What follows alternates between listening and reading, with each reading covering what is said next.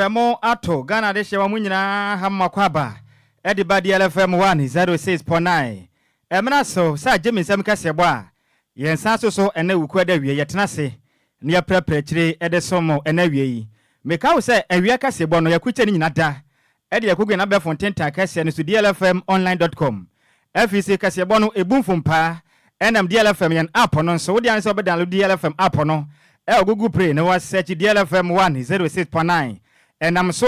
enam so ekwama wiase amanse nyina won so bomode na download a wo betime anya bi na watie edi amayen ewie ensam titira ebedi kasebonu akotini bi ene se yebebode awuramo awasenfosu na de hye wano na kase kirem se ensam bi hono mo pam na ensam ha mo nyina ne se wano makwan asai mazisi ameke so wano mo brepa avenso enema pina na ka ho a ene ensam hodo maka edi nyina besomo ewo kaseboi emu yebesa afrimu ne aba awuramo adisuan sensemu sesi ameke se Ghana Education Service aba modern akase kirem se BC nsohwe Ghana mofre kwatwa ye no hu sunsanso ababo tinti ehu behia se eye school placement system no ade hye ni nyada obi abehunu se ne ba etimi anya kwanya ekọ free SHS bi nanso ne omu kirem se bia koduro no adusuafo ne bia ntimi anya kwanya ema se ne automatic system na mfa wono monti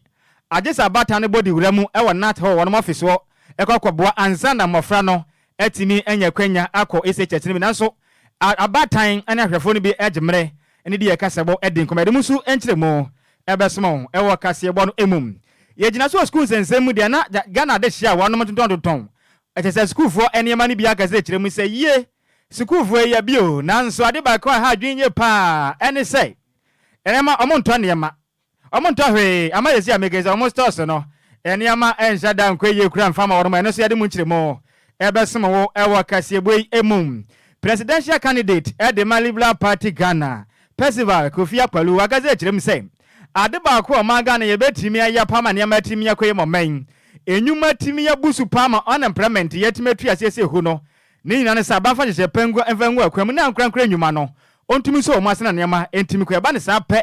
unemployment rate no esi betimi ate pama Ghana eniama etimi akoso ye pam ye bebo de ahuramu wa pie matem akopie mu ewo Eastern Regional Air Secretary Edema MPP amayoko ne dende Anthony osaje yi wagaze kiremu se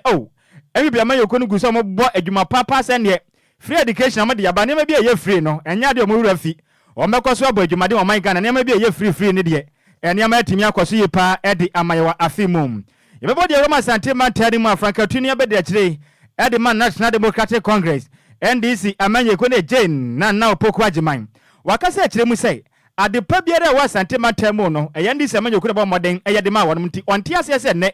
yatu ababiara na Sante Mantari fo monto mfa manisi wakasa kiremu se mo pese ni mapa kwaso ade ma Sante Mantari dia monto aba no emfa ma endi se ma yekone firi se ne mapa biara na ka kira wonom pese wo moye ede ma wonom a wo Asante Mantari ensem we na fofo pina na kan be sem sa jimi nsem kase bo ewo DLFM 106.9 dia mejeso eye Nhyiraba Kwadwo Sammy B na okoto se sebe abo kramansi apata so a kraman wonim sorofo na mumma ya boafo bi adama ede ne kopie soro honom na boafo so yasene se awie kase bo yefa nso mo no eye Sunday Psalms concert opese odi otu kwan ekwa mo no ne omaye mo aye hye enti ene nkotre point mi sifom emu aye hye papa awia na eboyin enti Ghana le sera do na atnase aka se omaye di adwuma nem nti omuntimi ntnase mresa nti wonom akwa mo ne ekwa di pa nanso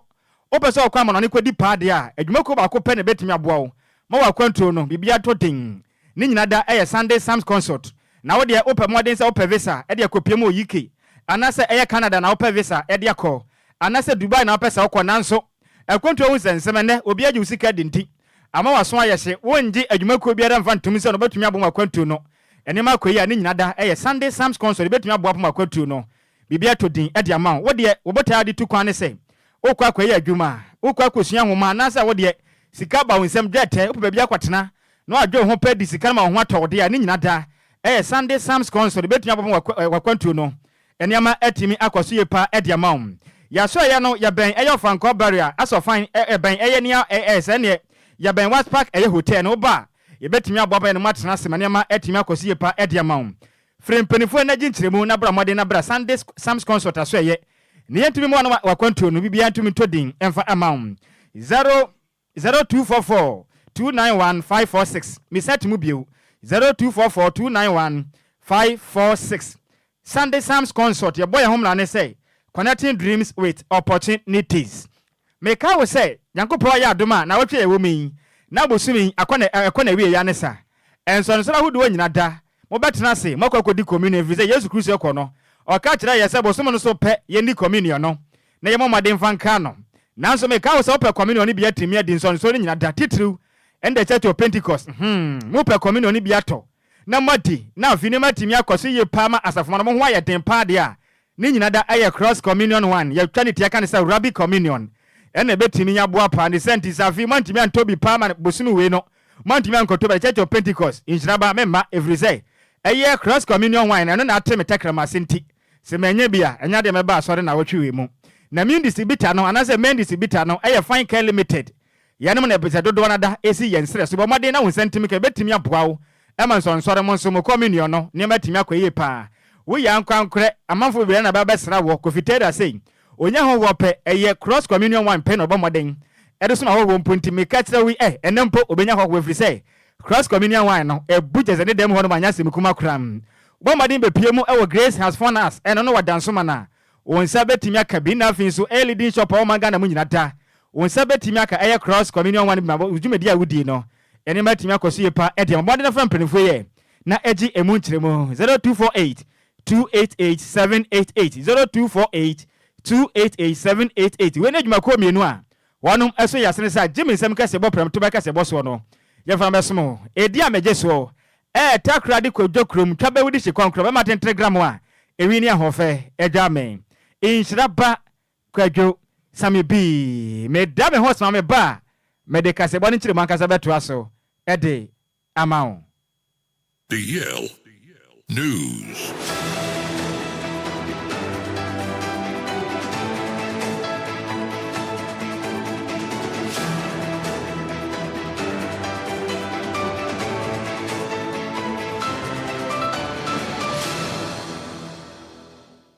Yamamo akwaba afi kasebo no enkyire mu ankasa eni ye hye kasebo na se ne ye hye ase de afrififri matanim ne yenkopie mu ewo Asen Central ade hye ho no akasa ekyire mu sei ade abaako a ede o makoma so sesia mpotemo no mu nyina ne sei akwan won ma akwan de nyina da atete apansam asinfo sufu akasa ekyire mu se mu bro every say ne akwani abadie nsensam pa wasinfo su no yakoye boachi bitin won mu kyire mu se akwan de mpotemo nyina da titiriu any municipality nim ekwan ahodo a eye high street ne de ni nyina da tutu ade se sabi oware a ke se ne abosom ene samafo to so omu kyerem se den papa ni senti ya man ne ade hye na hyenkafo ho no no esu pa no wono musum ahyenkafo no bi mpo aka se kyerem se ne adwuma mo ye no munya ka preba every say sika o me ade tare mudi ni nyina da ekopie mu a obosi o kan spare part no ko to niam every say o mo cars ni nyina da break it down ade se na aka se kyerem se ade ba ka do makoma so nyina na ne say Ghana baba no homaden etwe nani ekopie mu asenfo so free say won ma kwa nyina da asenti se performance yesia kwa na mfa ma mo party afo abato we dia ba onyi nani efri say na mama baba wade akoto santena akoto abade aman asa aban e wo mra won ma kwa nyina da sen won ma ka say kyerem mu say ade ba ko aban ya won ma ni baje ho pa ne say akwan hodo wase na ban ko siesie no fa kote yi akoto pese so na so nyina nyatum na ba ne sa pe abia bati dene eba ne sa afia batu edi aban o batu amanante sa de aban tumi da efrisa de akwaso no ye pa o maje mre ene santrofo tetete nkomo ensema hodo omde som transfer santrofo no emu entiremu enie. All right, thank you very much. Here in Asinfosu, what are you facing right now? And it's our town roads. Our town roads is the major problem we drivers are facing here right now. One, they have increased our spare parts. Two, because of the town, the road that are not good here. When you go and then come, you face a lot of problems. Today you go to shop, another day you go to shop. So our town roads is a major problem that we drivers, especially we running town roads, are facing. We don't have a lot of town roads. We have about 3 or 4 town roads. But the structure of the road, boss, they are not. Look at my car, you see. So we are telling the government, the DC here, and then the MP himself, which is Honorable Kennedy Akompreko at Japan. We know he's doing a lot. He's doing a lot for us. We appreciate that. But our town roads, boss, we beg him. He should, do something before he leave the parliament. Ni a woti ye aya de hia wonom wo asefo su. Ena mu kire mu sei akompreko ohene Canada Japan. Ebeja bo homoden ye biribi. Ansa na waje omo ho no makọ efiri se omo akwa nyina da. Atete ene mu kire mu no achi. Ena de hia ni bi san ka se kire mu se ha adwen efiri se mpotem honom. NDC ba na ba hia omo bo. MPP nso ba pe bosha ba akwa na nso ketekete ma mpore pe na de hia nse ka. Wono mu kire mu se na woton bibia wasenfo so wono mo nto efiri se economy na che wonom ne ma nkwa ya ho kire pa na eba. Wono mu kire mu se aban wodo aba nyina dada wono mu nti. Wan hwe afia ba we ni mpodi ebedi ba nya de mbetimi ato aba efiri se omuntu be ntena se. MPP ene NDC entumi fo amon ngwa to pre. Na wono mo de atena se ahwe o mankasa apom. Ahwe se de o man ne ko ne chechire ne ko no pepepe ahwe o ma setrem. No mato aba paso mbetena se me MPP ni. Oh enti mo de aponti be gina meto aba ma no. Media me NDC ni nti se be mudu odwan be gina meto aba wo setrem se afi we de bi nsi da. Every say hwemo a MPP ni NDC de adi wo mo no. Emu aye pa. Enu mu nso enkyere mu enie. Oh, me de tumi nu. Me kwato ma ba ne de me hema setene mu ne mato aba. Me he de se aban no ban eboa me ana amboa me. Se eboa me ameto wa no so ebi se aboa me a me nkoto ma obi foforo. So da se ba amboa me so de a me hema setene mu. Se bi aban foforo no obeba no. Ebetuma aboa na no so mechusu aban foforo no. Oh, police ni de nka se ni nyina ye. Obi a police ba senia omo beye no. Eni asa bi se bebre kan se odo mi nyini de MPP bai. Omo se ebo bebre. So da se ebo se de omo se bi. Omo ye bi. Bai ebo se ni bebre o ha me de tumi ne mahu. So da se ha. Ena NDC so bai ebo se no omo se bi. Eno so nyom nyina no mo ye. Bai tudi isi omo yi no omo ye no. Ida mi kutan kwala 3. Mi tie obi a manifesto obi a de omo de na mabonten a. Me hwe na me compare omo mienu na de ebebo ame no e na me meto ho aba me dura me no kese sisie 2016 ba na Arodan Kwaku ado ope abema aba no a wo say drum hama membo enya papa no that time na me ba ha metumuto nkosua 1 cedi but in the samoto nkosua da tisem kure Ghana 3 cedis what I say sisia me no dura me no kese emra na Kwaku ado pe abema aba e na me kokwan so me koto wache anasa ya mo edia me yi 5 cedi a metumunya wache enya macaroni enya na maka hosanya balance top pure water but nde what the fight city ko gina mo a ye biso asa na akwala ketwa ekura ba na wache etima ne se na wo the fight city be gina nti samene sadi wo tuton dia na se e wo hia kura se maka kwatwa ba ma MPP presidential candidate o mo ne ba no so jo mama na e batwa ba na ma no me hunu renti me de meyi mani wo mo side de me nwene ho pa na me boss me so la nya me mama ho de na me fa me di pa no mo lie de me de me kan bla twa me na kwa na me de o mo lie de o mo ni me side o mo me ni mo amo eni pa ona so gene hona we ya mu yedi ye ton kwa ye nto nti se ye nya den didi ye ton aye nto ye ne ma hu pa mu twa ne video na mu fa nko se ma ko furo obi ni ama na aye se sike ya lo ko bi ma na aye se me ni me ye bro se wo fa se no si wono ko school ta ba ne ye piano aye ka asefo sufo na ekire me se aye ka every se mo fan titifie aho kire pa ekun kusabe abo akoto ne twa apadara so ne bi na ekun wonom nti mo kire mu se wan hwe afia bato npo monto eno achi na dise ne bi so je mere ka se kire mu se oh abanya yade free searches na de ba ne de omo ka se nya na omo boa ne mu ade ba ko ewo mu ne ye double track system de mu kire mu se se bia ye omo tan ye omo tan pass obe ko school akwa tena disua de mbeze na watwe ba ye miensa bi pe ne ba tena fie sa boso makoma be ye jeza ne miensa omo kire mu se kwan a Ghana Education Service ne aban e de omo fa so na enye omo kire mu se ne abatan won potem won mu so afiri so mon kwada na mu nyina da fa afuro sabia adwaman fita won mu nya free classroom e kwatena fie sense mo kwatena fie acha ba boso miensa nti na adwaman na mo boss antiemme ukopie mu asenfo su a enkwada mo kɔ esese na SHS and afin so eye junior high na de aba adwaman nti na mu nyina da nyanyam ni nyina e double track system nti aban yi free won mo a ebetia wa pa manama etimi akoso ye pa e de ama wonom Immediately hun say baby nso enye baby aye ne say free education na ebebo mu no eno de na eye by double track no say enye amboa kra na free education so to me no say yentimi nya hu bibia bi but first na before ebeba no na nka me nko ami opinion say o say yenya accommodation no edan baby omo betna bi bibia toto ye zinka bibia toto ye na fe ye de ba na esi fa pem ne so ama ye akwanhyia bia by idea by ne say ye started wo mra ne emwa ye ho enwie ye ti ye hia kwanhia bebre hu kura TV so ne ba bia na ebi mo de dane omcho box sisi but erade adom no ese akoda nchen nti ne dia me say madwen de me nso me kan fa ho ne say next time bibi na say de ombe ye bebo oman na omon prepare ye say de be ya de papa na wo ye no wonkonya how bi ewum na double track no free education by double track ne wum enye nkola bebre wo ye mantem ha o ma nyenye ma wo bebre wo hia no ko hospital say wonkoto ye mu say ya wo ye ko antenatal chese ana say nkola ngitengitenge to hu bi kra na okra no ye ndie wo ha pa bebre okọ school bi won pa okra na onyam o de esi no okọ nti okwa be 3 months obeba no ibi 1 month ne kra na mbeka say ya we di omo bekwe bebre onyem mbeba no na bebre bi okra no ho adane asin su ade je kire mu se nkwala mtete adesua dam npo dodo na danyam nan kasa mo mra fie ni mpodi na dodo asanyem aka ho no enya asem kuma ni nyina double track system na mo kire mu se nya de a wonom eni eje ho kran ne kura mu na mebura mo asin fosu su aka se kire mu se ye Ghana mpanimfo yi mama mo na ya mamoto na ma yansa kire mu ma ho kire na mama Ghana yi ya mfiri mu pe ebedu baabi no emebu nyina betu kwa do mani de akira mo no ne yefiri se ne o mani mo ayedenti emebu ni nyina da edwane de akọ amonane akwa adwuma omo nyina akwa visa e de free sams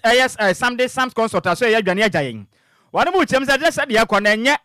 enya akura pipi ne nisi police ahodo amade banem wo man o ma gaze chem se abanya bibia mfa ho de bedu baabi Ghana ye nya obia o ma san gaze chem se abanya na adwin se wo Google am se aya na mompa o motande chi na mom na dankwa gufuado ne MPP amanyokwe no enyuma na wahen o jirem se obegu na ye ayade pa nanso ba modern se ansa obegu galamse ne de manyuma mu so se betimi nya bona mebu no mu ja galamse na ombenya adwuma bi na wanom aye Yes, NDC MPP po bi asem. Nti wo meboy timamfo ne so yan wan ye. Since obi abeso odwane kwa abrochire because o man ni make opportunity ne ba meko because bi kwa na Ghana no fa wodie wa ye ho to ye. Nanso bi ye beko broni kurom ama ya kwahye wase. Ene nani na nyina ye hye broni ase because obi timi ba no oba be tu ya sase. Ne kwa galamse ne akwu. No ne di sika kwa abrochire. Ye wiya sika kakra ye benya no enso ba bia wakoso kwa kwahwere wo nkwa. Ade nti na o se ogu galamse no. Medjuma ma youth for ni muni a wonto yen na sa akwantu na yetu ko hye mrofo na se yenjai eme ye wonto yen ti yesra ban so mehu ye mobo sa NDC ni MPP nyina ye nipa baako ekufu adu hye mahama wochia no mbache watenya miki wanya atamfo ya adofo sa na yeso ye NDC ni MPP ye adofo sa ni nti na wo meboan ni ye wonto yen ni a woti ye aya dehia wonom ewo asenfosu e na mo kire mu sei MPP any NDC omo kan pampani for no mo kan papa nanso omo sane for mpe na omo di oman Ghana meburu no hwammo ni senti so omo anya bibi pa de bedu baabi no oman Ghana de hye ni nyane bedwane afiri kurem afiri sei ene ma oman man na mu no airtime aho kire pa ene ku oman mai emo nkire mu ene ye de asemwen ye to akase bono banza meka we sei kase bono na Facebook no so wo ba DLFM 106.9 and na Facebook no so wo ba obetum do adwen chende atoase beje mrani akenkan ede amawo yemfiri asenfo sinemfa ya nimfa nkire mu adesua mu sesi ameke sai abata bebere na makopie mu night war no wakrabo prematem mu kire mu sai Ghana Education Service mpanifo ede jesen ye placement system huns insensma babonten ba ka kire Ghana de hye sai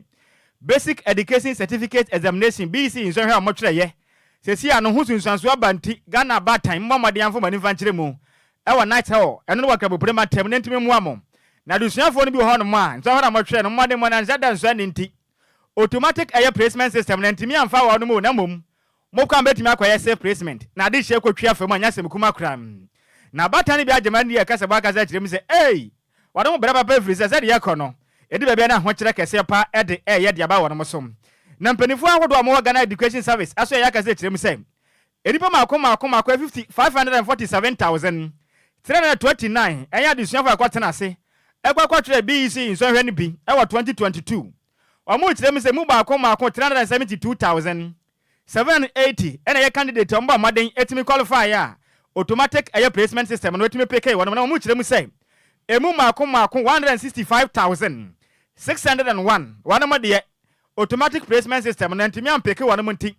wono ma se ba ya hye pa je so omba maden ekopie mu wo nat hor empotem ho no mansanna on matumi akwaye eye che send your placement system no na ne matimi akoso yepa e de ama wonom ne mperifa ka ze kirem se duba bia de ntem kofa eye placement system de ba ye ne se uba wo se bi nnam kwati kwan egigi sika e de fa abatan so boa yen pomade ama miskra memo na oba no nya school mu kwan o kirem se sa ne mane ma no matwam pomade na ya batan for sika once dimpo enkan komo bi enkan kire so ba be boa ma oba na nya school mu kirem se sa ne mane ye kro no nti Ghana batan mutum wo fofiri se de yakwaso no enya de Ghana education service no omo so kram na de yakase bone ya batan bi din komande ye bi sa mo se ne mram kopie mu e wa 9th ward e wa kram prema temu no entenu ahwe ahodo amofa mu no mamade na mo ne Ghana efo nte na mba made jemre endi yakase bo eche wono makosa amofa mu e wa kram propone mantemu mu Accra se but e bae no mama ye mu bia e wa Accra mu koma ne nkokọ de no nti abata be placement na e choose schools na the choices no nka omo ye bi wo e wa Accra se aman omo ne nkokọ St Michael Senior e nkokọ intro schools ye pese ye sisam eno mo se intro nti ya chore dia mom mo se by Friday ye beti omo kan anti omo kan ye sambra habium e be check say bibia ye okay oya grade 17 but the placement DLFM 106.9 which me choose here say be a mistake be now teacher friends I don't know it may be by for change of schools but me by na receive me fine I'm team I change schools no amame come person almost say me choose 3 schools and I say 4 schools now they am within the week almost placement we say checking na aba. My son had aggregate 16 and he had Christian Methodist, which is located at Kaswa. In fact, where we live to Kaswa is far, so I'm trying to change. He offered general acts, so I'm trying to change the school to help him continue his education. Tia me ba ha ni say school na me ba no echusu ye ne enye day ope boarding school no su ye day nti entimi nti na ye ba ha si ye pesi ye be sisan school omo say omo be frey ye try telephone number a good news school na ye chusu no omo be frey manya school no kra o you 40 ono ye chusu tenka engineer o menya east region ne school at east region depend me ba no nya day school St John's sisi ayeso ye wodo me ye firi ho akọ kotoku enti me hu se me kwa kwan no mo be ya tenten ama me ena me se me ba ha na mo asesa ama me 106.9 ni a woti ye aya bata ne bi na wono mo eka o makwasa ma kire mu say ye placement system na amfa wono mo ma no automatic one am peke amfo bi jesa ne ba no onya 40 de ganya hwekura no nka eyi automatic placement system yi na hunuma bombo na nka peke ne na wonso wakwa yesa mistake o kire mu so ba be fira je nkotoku atukwan na be bia okwei ontumi mfa nko ese be ha dwen pam eno achi ena deputy national coordinator Edma Free SHS no ena na Afrasika Mensa ojemre ene santrofo kasa ena wachire mse omugusu atu ana ma obetimi nyabo na santi na hwe na de aba no wonom apɛ ho pomasibre Where auto placement now you release here now. I think you're placing a total number of 502,108, representing like 94%. So this, and I think looking at percentage wise now, get me placing students of 94% of various senior high schools, technical, and then the TV schools. Yeah, expect to say a chunk number of students have with issues. It say issues now can a minimal and no more placement. So there's a model self-placement portal will be able to select schools then you come to the solution center here for us to assist you. Program like previous years now issues now banana about you will have for 1 month 30 days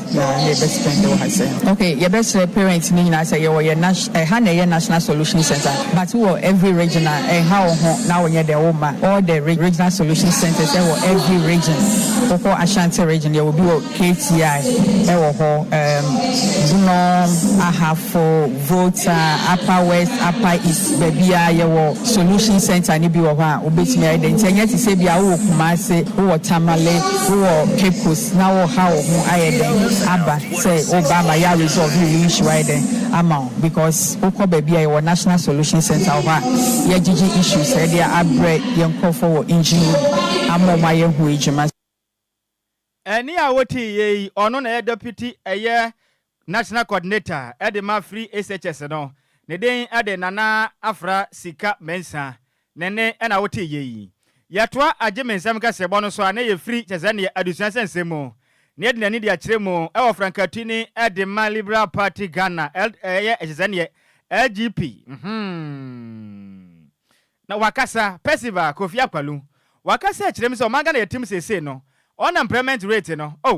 ekwasoro Ghana mebundu do na anya adwuma anye de ne ama oman enipodo na etu kwan e de wonom eni e kira monone o kyerem se sa ne ma na ekwaso no nya de bebo de mpanifo nhye ne ma bedu baabi no o manye bebre pam wakasa kyerem se ade ba ko e betimi aboa na sa on employment rate no eso etimate ba ko ne se aban betimi atena se ma hye ne ma na afinzo ankwankura nnwuma no ono o monka mom na momodea ema enema mungo enyafo emfa ma ankwankura nnwuma na ba ne sa pe ene betimi aboa pa ma ankwankura nnwuma no wonom etimate tomakoba onyumodi amudi na baba etimi koba ne sa pe omaga na de hye do na da ebetimi enya dwuma atimi aye wakasa akirem se ne omaga na de hye breba pa firi se sikasem enkwaye kura ne nyane se enwuma na eni honti aban nwuma dodo sen na betimi bia ebetimi afaga na vo nyina dwuma okirem se aban wonsa entumi katanya nkopon ni nti ade ba kwa betimi ane se tetra koba mu ankura nwuma na ba mode na eto do mutua no eso nkwa fom hwehwe aso foma wonom na mutetre makoba na mutumi ba ne sa pe omanga na nwuma betimi abuso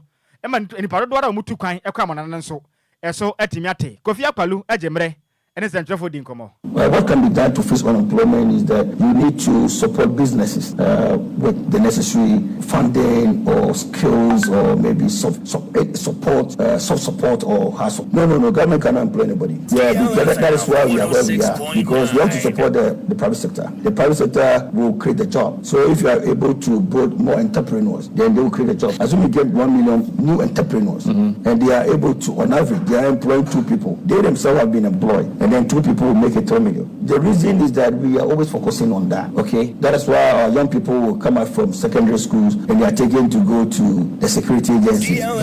Because that's where they go. So they are all heading towards that place. And people are capitalizing on them. And then they're taking bribes and things like that. What do you call that one? Protocol, whatever, Why?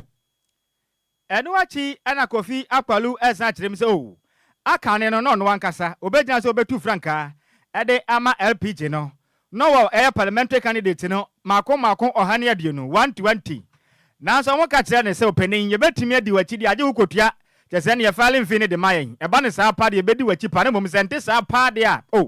ye ntimi ni wachi biem tine Kofi Akwalu akase chirem se ye ne nkofo mu di na chi no eso ate papa 120 ne zia ba beduru 36 pe ena aka mo ya parliamentary candidate mo kwakotu franka LPG emanyukuo no edimo ene so emu nkyeremu nie. Yeah, then we have our office here in what do you call Kokomlemle. That's John Ameka. Mr. John Ameka is our national chairman. Jerry Urusuapo. They are 13.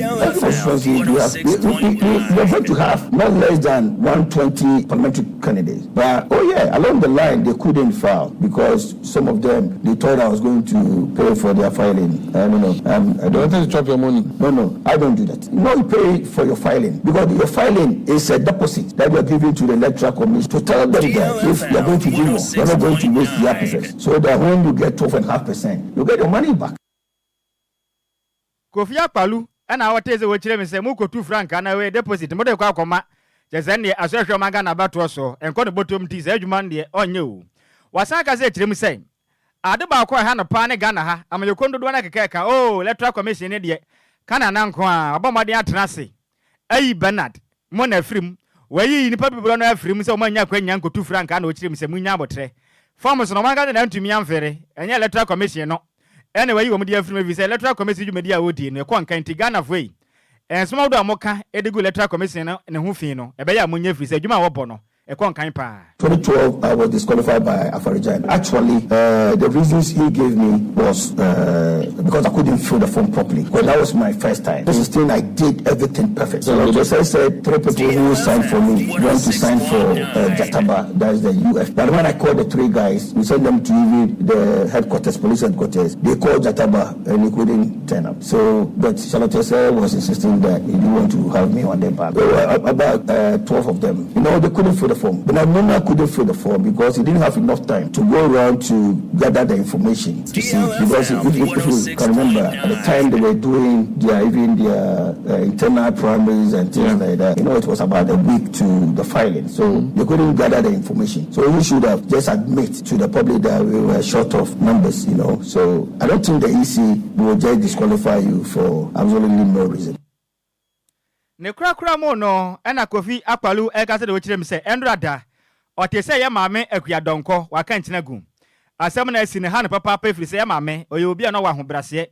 odo pa na owo e de magana e ma titiriu ene akuafo no na kokon ekon kan pa waka se chirem do na nkasa antimi amfa akua donko serious onu se ye maame na agro ne wodi nanso wochirem se na nya no kra maame na ni abre pefri se oba otumi gya ne nanso e wo me se wanko school de nanso we ni kasa na ne no den na nka betumi agbapa ma my Ghana ye ka bam ka bia membo na tumi akonka nanso ne ba mo wa kurade ankwa ntumi nje no waje ma me de kwa o se oni asem obeka ne mo asem na asie no e ha ne pa enum so enchire mu nie. Actually, we didn't accord her, as a people, we didn't accord her that needed respect because here we place more emphasis on education. Those who can speak good English, So we were looking down on her. But to me, as a person, I was not looking down on her because I was always taking time to listen to what she was trying to say at any point in time. And she inspires me a lot. And I can tell you, if you are a young person out there, you can study her and then you can make it in life. Because you can begin to believe in yourself that you don't have anything to deprive you. You can look at yourself and say, though I'm coming from a deprived home or community or whatsoever, I can still forge and get up there. Eni awoti ye ayafraka twini Edema Liberal Party Ghana Festival Kofi Akpalu nene ana awoti ye yemfiri Kofi Akpalu nse nsem fi ani fanchire mu ewo pie matanum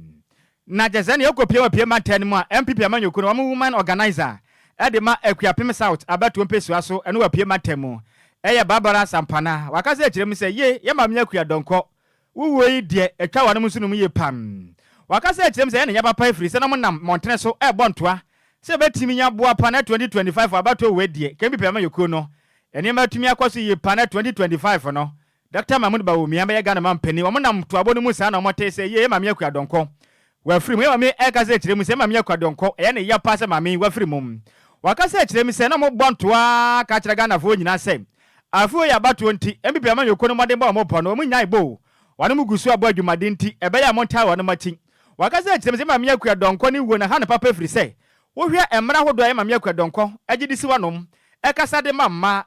wase ya mafa ahudi ehia ne papa papa eno achi nso akuafo nso na ode wonom akoma so pa na nkada ne da nyina da yemya akua donko wakasa na wakasa de ma akuafo nanso ne ba mo wadi omaga na bro yepam yemya gaze akirem se akua donko no obi aga fodo do na o manfa ni serious said Kofi Akpalu kan pepe nanso na akua donko wo suahu ne fise na odo ne man pam wakase akirem se akua donko ya hwiri ni no ba ha o man ga na fise eno basa na kemam ka bia mamu na Ghana ma no so do na de o hu hyemu ne eso atimi ate wakase akirem se yemya akua donko bo na ba so fise ne ma pa wa body ma o man ga na no ekon kan pam nyema me akasa akirem se afu ya batu afinti MPP amanyoko no mbo mari atoto sremu ata Ghana moto aba na monto emfama wanu mefrise ne mapade wanu wo bia ombetimi dia to aso mo my Ghana ma etima akosi ye pam MPP's women's organizer Edema Akuapem South abatu mpesu aso ejemre ene je sande epie matamu DLFM yanam sinin konte hene Kofi aboto twetwe nkomo emu enchiremu enie yawa hayi de ne ye party adwuma na yegusu ayeye en ye December aye na babia ya hyen tokuru bia yewuram na yede ati yen nti asempa se ye ankasa ye maame eye akua donko se wa kanchine egu ya meka ne se yentumi ni se rade se na aden rade no nkuna no nim ne ahoye to se papa mu boni mu yemfa aseda ma eye ono erade ye bestre nso se onyankopon onfani si baby pa enfama Ghana na nyina kakana mitumi akane akua donko de ubia ti diga no sro mede nia mekani se oyo obia akukudurufo sebe tafrache watumi agina de ni bebre ya meka se maame no okukudurufo ne krakra mo no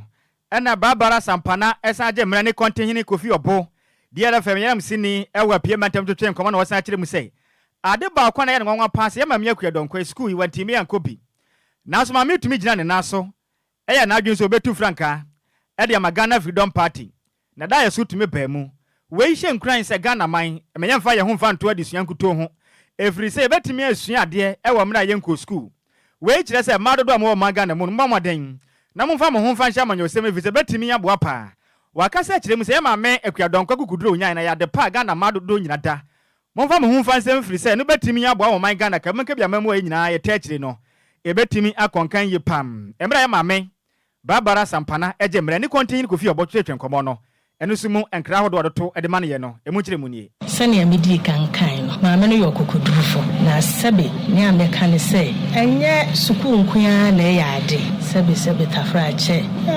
insanu adwuma ye ade bia se nedai se wokọ abrochiri memu na se wonkuta insanu adwuma wontumi nye biribi sabe wonga wokuta insanu adwuma makora wonya sika achin sabe wonga wokuta pen wo den wo chiro tina ameka ne se maame no wa ya ade se impo wate wonga nko suku na mpo ohwe won na ono ankasa mpo sabe mempani wanko suku na bebi a wadu no na wanko suku kura sabe bibiri ndu bebi a maame no nti enye suku nkoya ene ade no abrabom sabe tafra che eye emri bi atwam na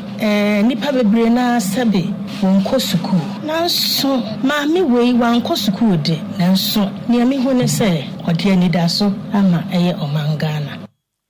eni a woti ye ukopie mu apie mantem a eno ewa kuapem south abato mpesua so ono ye MPP amanyuku no ema edom anoboaboafo ne den ede Barbara Sampana ne na woti ye ye to akase bon so ne yenkoso anyire mu ewa apie mantem na firi se ne apie mantem mu nsam ne de yanya semu akuma kura nanso ebetena se ne abone nyina chi ede asomo awie yi na Eastern Regional Secretary Edema MPP amanyuku ni Anthony oseye jeyi wakasa ekirem se MPP amanyuku no omone omanga na nwieye efise nyuma pa omobode ama echeze ne omanga na no eso ani yipam openi akasa ekirem se eniama ekonkan efise MPP amanyuku ebetena omanga na banwa so no enime biara eye free ne de MPP amanyuku yi pe ne tumidi ba omanga na wakasa ekirem se amanyuku ebetena omanga na so finhye bebreni nanso omontumi mfo omonsa emfense omobon kan kire omanga na se ye ba na de we de eye fa me kwa ye de Ghana for free na so mpia manyoku yi de aba ade pa biara eye free eye fa ne kwa de omunkuto na mo de ba ye wakasa kire mu se ne ma hodo mo de ba ye ni bi eje se National Health Insurance o mo de aba ekwa free pam wasa kire mu se free maternity care ade ma ema o mo ya pemfo ni nyina da ba ye free Ghana de hye ema no fa ne free ne so ekwa yi pam wasa kasa kire mu se eye free kufu aba sen so ba ye Ghana de hye nya so mfa so de edi twam krampo eye free SHS eno so aba we tese mpia manyoku no ne omanga na nwie ye frise ne mapa mobode ma omanga na no ekwa na ne ye pam openi agaze kirem sei ekwa nkanti Ghana fo afi abato afi etimo tenase ayanhwan pam ne mapa mpia manyoku yi ede go akwan mu ede ko ede ma de hye mo omanga na no entimo ma ne nyina da kwakwa nan ode se ya tuja emaje se ne ukopie mu ewo oyoko abato mpesi waso a eno no ewo New Japan abato mpesi waso ena se wa eno ne yewu eye New Japan not abato mpesi waso ewo pie matemum one continue kofi obo edi nkomo na wotirem se eno ne ye new policy ahodo bi a empenifo de aba mamoden epa wo chese ne oyoko abato mpetu aso campaign no ho ntoma na ode semu ya de tuja osei aje ya kase tirem se free state policy omode buy na tumi aboa enipa makoma ko be 5000 and say 5 million na ne Ghana de shedo na maye mebu no 5 million na omu nyina nya ekwanya wonom eco free state addition bi kwa ne senti o mampani be Dr. Mahmoud Bawomi o ye frankatundi de mampema yoku no afi osi abato afi ntimo to abane fama na ne ba ne sa pe o my Ghana adi bele ye free no mo se betimi akoma nema atimi akonkan pa edi amamo Anthony osaje ejemre ni continue kofi obo twetwe nkomo emu enchire mu nie come December 7th yes sign no kono ye koto aba joint me nka contribution of no be not ayen for you kukuru enka tie ne ya bejira ase ye ne mu beka na ya lanche Oyoko campaign team MPP as a party ya ye bi pa amagana mine anna jobi man so ka enye fe kwa no ye woni ema bia ye friend free MPP ye be free pa nti bia MPP abambe baso ye ma free ni de ba ye free maternity ba ye ma ye nia ene ye ma me no ye the health insurance ba ye the kufo bus ba to crown it all ye the free secondary school aba ye policy ye dia ba sese ye bobo ba enura na me constituency bi asema me ka kire omo say minim se fie bi wo ha akanye free secondary school akobi nko secondary school da ye nuanom a omo gira the other side ye NDC for omo mantra bi omo da ba omo say research ye see be upgrade system no ye nka se Ghana ye se heaven say ho kire ye nim say ho kire kakra wo emre bi atwam ye nyo mampani bi a no di o mampani e wo Ghana ha na fi si wo Ghana ha wo na ukweska se upepetwa tokra na yedi na ukweska se upegasa tokra na yedi eni a woti ye twatwerefo peni adema MPP amanyoko no wo apie matemu ne den ede Anthony osai agei ne ne na woti ye eno akiri na parliamentary candidate adema adesha wonmo New Jaben not abato mpesu so na osai agei ono so akasa ekirem sei ene ma papa na ekoso edema MPP amanyoko ni ebona mrane se dijo ordinance akese edema MPP amanyoko no mu executive ni nyina afri se ukopie mu oyoko abato mpesu aso mamoden abepe the campaign huntuma mane mapa ekoso mamoden anya sika de aboa ma campaign no atimi akoso pa e oyoko abato mpesu aso wakasa ekirem se wani sum se afi we abato ne de oyoko abutu ezese ne abato mpesu aso no anya hwekura mpo no MPP amanyoko no betimi anya ohamu chichemu adi okron 90%. Ya to aba no mbenya free se modern boy course won editwam emoya de sano manam ti awa hyemu pa wa kasa kiremu se enkanka se nkodu se 2025 na abato no kwawe ye de na doctor Mahmudu Bawumia abato ne nkunimdie aye ne dia na asa ejemre ene die kasa ebo twetwen komo na minimiye se Oyoko the hospital me hwe mo platform so na mo call round isomo ewiamo na mo ne nkofo di komo mo mo nsama mo ho na ene ma papa le ba kro emu ene mijra me bra pani mijra me boss anamu onabu na na je buatin aka se ene dai Oyoko campaign team Oyoko campaign launch is truly open. The free network, party no, I didn't know one thing, I didn't spread. Yeah, Tamochi, Namako house to house. I want them back. I could mind, we start starting house to house now. Never become home, I house to house, you know, our Yokoha. I'm a catching a meal to them, say, and never know, you know, with me, say, I feed December 7th, or Yoko, I don't mind 90%. I never want. Then through Watiaga, we now say, we security man, ruling government, say, we general secretary. Any awoti ye parliamentary candidate at the New Jaben, not abato mpesu aso, nana osei agei, and awoti nkan. Enuachi and outgoing member of parliament at the ma abato mpesu aso, and no New Jaben, the nana agei boateng. Ono so kasa ye kirem say ehu behia pa say moto aba na monto aba ye emfa ma Dr. Mahmudu Bawumia na ven so parliamentary candidate na free say se mbo made na moto aba ne ye di ma omo pe oba pe osoafo odibre ne se betimi aka elvi so mo ko made ko jani mpanifo di nko mo biza mo say na mo afia bato ayeto ye no wo ma se bedwane aba ne wunya asen o kirem se mpanifo hwehwem na se o made bo da nso ani osoafo odibre wunya bi da ne santi so mpete mpuntuo pa tumi kwaso ye pa ede ma de hia Wanum ewa New Jaben North abato mpesu aso mo maden se o betumi ato aba ne kese ede parliamentary candidate on potem ne betumi agba pa mpipi amanyuku no ene betumi akoso yi pa ede ama wanum ye parliamentary candidates no yes ya ni ye so hwe so hwe ye bisa ye se na okra no say na de ma ye mbo edimani na edi here. And in parliamentary carry the votes no ehunya. And yes, the Joe is already in parliament. It's already in parliament. But on the 60% equa,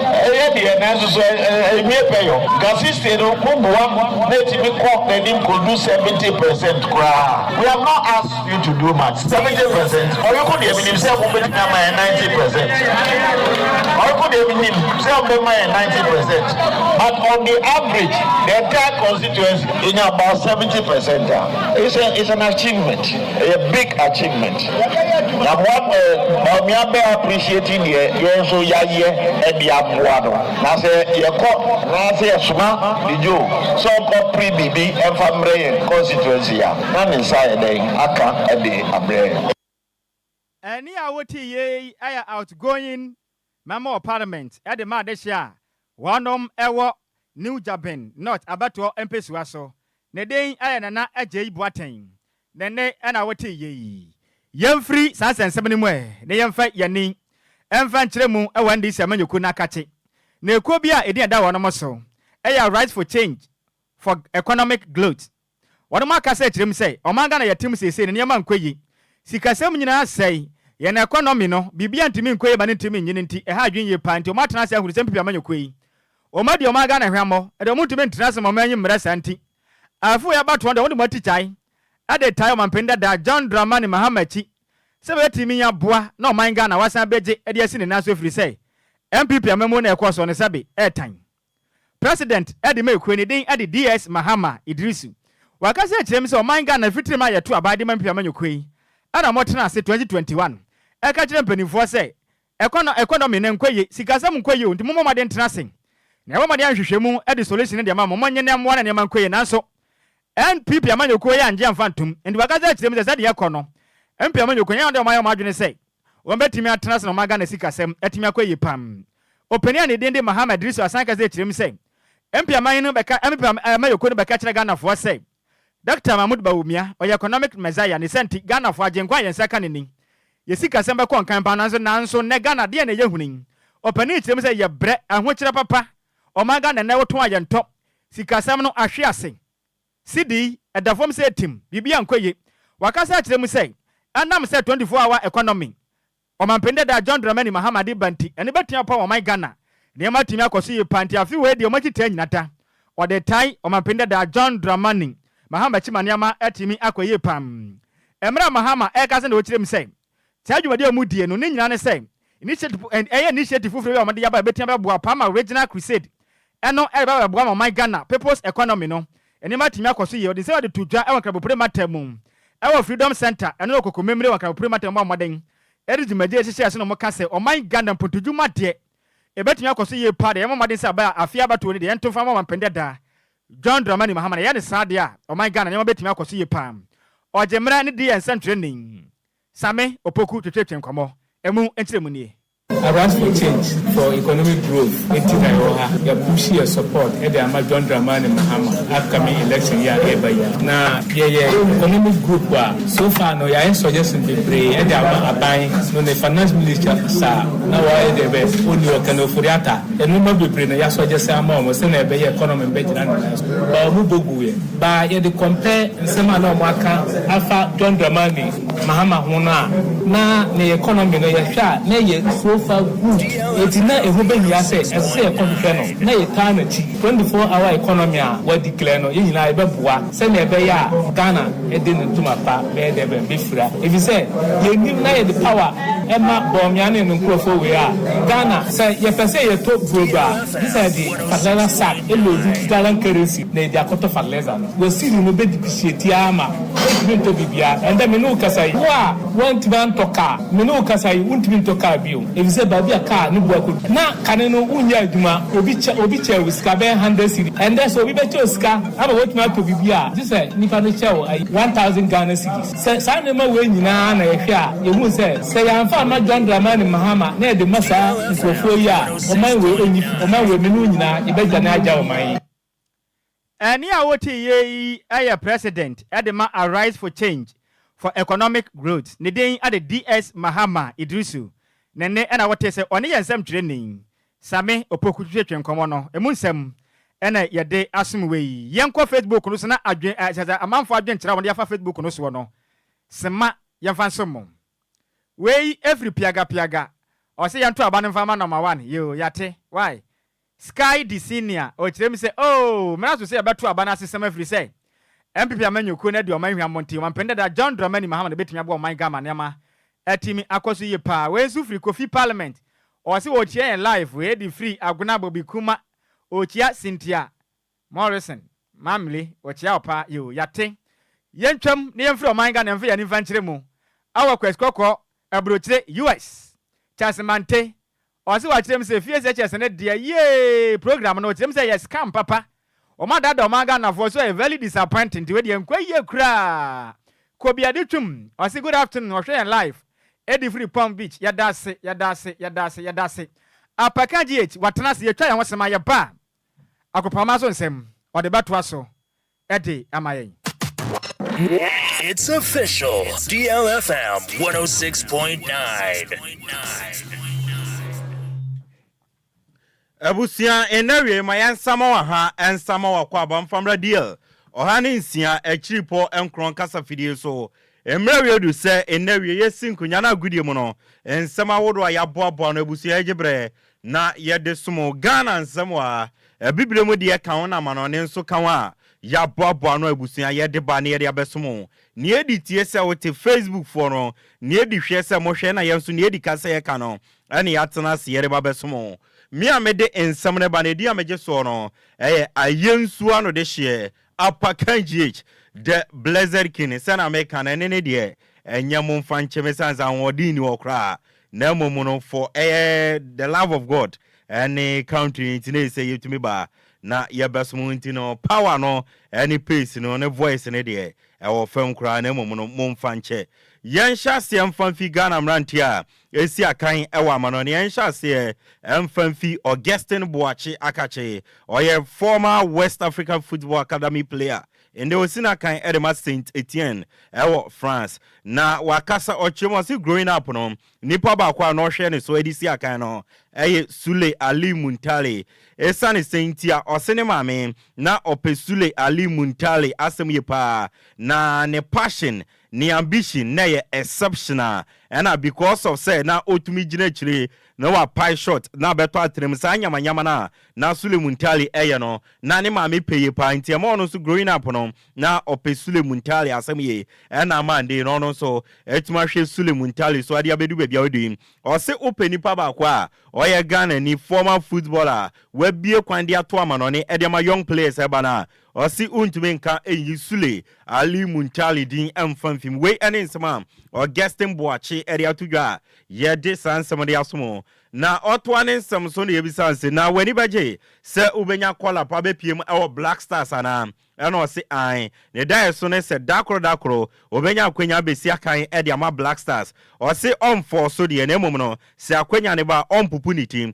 obeja tum na wa besi akan de ama Black Stars no beka so ye ready se call up ne ba bejire mu na wa be pia e de ama Black Stars Augustine Boachi ne nsem de atudwa no a ye de ama nanu yala ana bobo ku a ye friend West Ham United and Tottenham Hotspur di game bi bo ania Ghana brantia ye friend Mohamed Kudus ehye go di ma West Ham otoa so boss tro obo brantia friend Mickey van der Ven a osina kan ma Tottenham no obo ne so tro man pen forman red card aso hwe kesem ana eda Kudus Mohamed so na Yimano Ajimambedo asi Kudus akola afena osua de enti ni atuni odibesua de o say gradually ohun progress any potential ewa brantia ye friend Kudus Mohamed mo na owogidie say few years to come no Kudus Mohamed ebenya akwenya adwane one of the biggest club in the world now already believe say Mohamed Kudus ebe one of the greatest players Africa yet to me a producer we in some Yimano Ajimambedo ade atudwa ade afa Kudus Mohamed ehon na yemfi Kudus Mohamed akachia yemfa yeni nchemo ewa brantia friend Kamaldeen Suleiman na akache osina kan ere ma Southampton boboko no na ndra EFL Cup round 4 game bako eto ja Southampton etna fie echi Stoke City ebo mekamian so mutimu mieno na Black Stars of Ghana Ringer Kamadin Sulemana no bench obemu 81st minute and no to 88 minute etumi ya assist third goal no etumi pie edema bobokwa ye friend Saddam ti ometuma qualify edekwa manim awo ye FA Cup no ma ye de awonsam edema Nansia na Ghana mran temi no edika no Abdul Aziz Sano Sinakan edema bobokwa friend Dream Sese ene David Odua no Accra Lions omunya kwanya buwa makatem edi fi Ghana di omani chemo Barcelona B no omukwe no omuntumi nsi akan emfama Barcelona B esanse nkrata sembi enwewe mudie na nyame ncha de abrewa eyipuma kwemo emande nkrata semni nyina atotoye enti Abdul Aziz Isa yani David Odro na otwe ibesimu no omubetumi esi akan ede ama Barcelona B na yede san komotwetwe no abetu wanim Sam Johnson aka Foyo former player de ma to fukwesi akan ede ama Black Stars of Ghana pen or say enenu ye nyina yembisa enwo sem Black Stars no baby abedu ya ne nyama nkoye mfama ye no criteria ben ye de selective players ede Black Stars no or say players ni bi omo ya relax because omo position no competition anywhere enti amoma ya relax na kiye create competition de mom na ye the local players ni bi ewrewrema enko ogide say players ni bi ombetumi epeja omo money mom enti o si going forward no say ye pe competency Black Stars na ye nya say yama players bi no aye too complacent omo position e de aje omo pra no omo mpra enko de a omo bebo Sam Johnson for you nensam ode atudwa no na otwa nensam so no na Sam for you edi tudwa say ohwe baby adu dia ebe teki nkonya miracle ebi aje konfa no che enya ne sabat asifom no wabe nkonya e de amagana ni yetumi qualify dia kwa AFCON 2025 o se AFCON 2025 no de ya qualifier ebe no wanwa ye pa o se baby adu no yemfa yem focus yan tension concentration na no emfa nko World Cup 2026 ne so na AFCON ne de baby aye de ya bu adwira yan aresa Sam Johnson for you nensam ode atudwa no wafu zombie under 20 men's championship ekoso Togo na the final no ebe toja Ghana and Nigeria and the boni start Kegwe 7 p.m. and then sa game no ebe koso enti obo empire na waka the Black Stars of Ghana sene be ya ombetwimeko de aye alata ya ofo no no metumi di kuru ano ababe piem Ghana wo nsamfu from no the 3rd edition of the African School Football Championship no ebe koso Niger na ebesha say 28th to 23rd November 2024 na ndra wo Togo and Penifo kwaye draw no omo kwaye draw no Ghana ye piemu group A na group A no Niger the host nation Burkina Faso wo na Ghana ekamia se na nse no ase Ghana ye competition biana ye junior national teams ye draw na group A na ye kokopie uram group B na Benin Cote d'Ivoire and Nigeria na uram group B wona we so any group piemu wa ye de awonsem de asomo yemfi won yemfa ye nchemu onsem fufroma Ghana Football Association ya mete ene se nyame adom ochram ombe hia FIFA pen for Ghana na omahwe kwan ombefa so etimi implement video assistant referee no Ghana na boa ema yem football nso no referees no result ne ade omode show mobotom no so etumetwa Ghana Ghana Premier League match day 6 no game bako ekemo esanse kotokopie mo USA se omokobo friendly game na ene eba so ebo 7 p.m.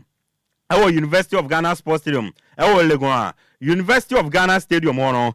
ena Legon Cities ombetena film no mane Asante Kotoko de abo ni 7 p.m. na sa game no ebekoso Metro TV na 2 original any Alpha TV GFA official app ombeyi na Facebook live GFA no nso omobeyi a ye de sansem no de amao na Kumasi Asante Kotoko 20 man squad de kopie mo sa game no se netem goalkeeper no benya Kamara Mohammed Frederick Asare and Uroma outfit players no Gilbani Samba O'Neal Joseph Abro Justice Blay Henry Ansu Lord Amwa Patrick Esiedu Emmanuel Kote Godfred Korea Chedramna Michael Emmanuel Entry Solomon Sam Avoka Kwesi Titus Peter Midu Aqua Sao Kadada Wisdom Fernando Basim Babayaya Albert Amwa NFV Cheba for waiting 20 players a doctor Prosper Natogum Ediko Gimnuma Yade and Winsome Edi Amao Frank Nelson in Wonkoro, a former board member, Edema Hasselfolk, or say Baby Edwin Haas, Sa Division 1 Division 2 players, no, Munja to, na Monto tried and tested proven players in the Ghana Premier League, no Mombra, na Omombebo team, no, na Sa Division 1 2 players in there, Mato Kakra, winning some Frank Nelson Wonkoro, de Atuja, na Baby Anu Go Stars, or mu Chief Executive Officer, Mr. Akwesiedo, or say Ghana Premier League na Yabona Fieno. When Biaso, Omo Baby any Go Stars, Ombe fight a challenge for title no. Into no say title no the Omunjamo, Omo normally the table, Ombe Koswa, a fight for title no. Waiting someone Mr. Akwesiedo, CEO Edema Baby any Go Stars, or de Atuga, Yamoni to our manone. Na yan sorry sodia endra matches eba so na matches eba so no itensia no no Cagliari Anshebi Bologna Eshemi no Lecce Sheba ko Hellas Verona entmiante AC Milan etna fie ema Napoli ko bo mekami no a omo entmiante EFL Cup round 4 endra games eto dwa ewo England Southampton Eshemi and Stoke City etimumi no na Brentford Sheba ko Sheffield Wednesday Esheba ko na mo penalties na Brentford etmi edi qualify Germany DFB Cup round 2 no Osbeck Eshemiansa Shaka 04 Ntumante Bayer 04 Leverkusen 3 Eversburg 0 Kickers of back 0 Kas Russia A2 RB Leipzig 4 St. Pauli 2 FC Cologne 3 Holstein Kiel 0 Jan Regensburg 1 Grutterfurt 0 VfB Stuttgart 2 Kaiserslautern 1 and Bobo Kwayefen Wolfsburg 1 Borussia Dortmund enso 0 enso ewo ho na nyame adoma in the Italian Siano about 5:30 2 games abeba so Empoli any Inter Milan bebo na Venezia ni Udinese abo 7:45 no Atalanta ni Monza bebo na Juventus any Parma abo EFL Cup round 4 7:30 Brighton and Hove Albion Liverpool bebo 7:45 Aston Villa and Crystal Palace bebo Manchester United and Leicester City bebo Newcastle and Chelsea bebo Preston North and Nias na bebo na 8:15 no Tottenham Hotspur and Manchester City omo de abuen yedis no uram our DFB Cup na round 2 no 5 p.m. Eintracht Frankfurt and Borussia Mönchengladbach bebo Freiburg and Hamburger SV bebo Hertha Berlin FC Heidenheim bebo Paderborn and Werder Bremen bebo Arminia Bielefeld and Union Berlin bebo 7:45 na Dynamo Dresden and Darmstadt bebo na Hoffenheim and Nuremberg edi abweni na Mainz 05 and so atun sadia for Bayern Munich na omo di abweni a enwo ensem no na endra na mede to wanim se Manu omo babe appointed Ruben Amorim Sporting CP Portuguese manager no na report ebani se Manu interim manager IFA Ruud van Nistelrooy no why na adwen se Manu epam ana omo pa Ruben Amorim pepepe odi na adwuma ne beto no akwesan so fele se ontumi ni Ruben Amorim entumi enye adwuma we ne nsema if you ba yede ema on yegina so na agudie mu nsema yede besomo no abusua yede asi Abrante friend Isa Omotozi o Ashaiman utie maminchiao enne ewi abusua bia media agudie mu nsema na besomo din amege so no ayensu ano de hye apakanjich the blessed Nhyiraba somwe. It's official. DLFM 106.9. Masom we na Ghana de hye na nsem we so de begina na ageme nsem ka sebo ayensa so ena wie no yade ne nyina ebesi kasebo no nsemfo eye Mace Mabel Entwi bomoden ese kasebo no edemayen okwaji abo okran senior no manam so ebo kasebo demu adwoami nan so ebo kasebo demu champion tera Kofi Bonsamba akope a watete mfie ha on bomoden nim ko piem go Facebook no so na DJ Omalion so ema yemola support no menso ambekọ ne kontre kro ede kasebo besema wiai edi amege so eye Nhyiraba Kwadwo Sammy B mi sorry sway na oba tuntuma ho fedua oba betena se na odi DLA no abeto so dia mawo na pamfo nyina betena se the sexy journalist and afei so kwame afum o betena se na nsempa kasada ebetwa gu na nya sem kuma mo ne wakasafidie no Enquires da DLFM 106.9 Kofitera na okoji abode meni asem ya ka kire mo fi se mema ye wofi ha no obi anim da ho kama nanso mo mienu de amanfo se mo anim e wo wose sebe mesoa enti de mdi twato no Yakopon o hyira mo pa. Give us P capsules. Give it to me, baby. Give us core capsules as well. And money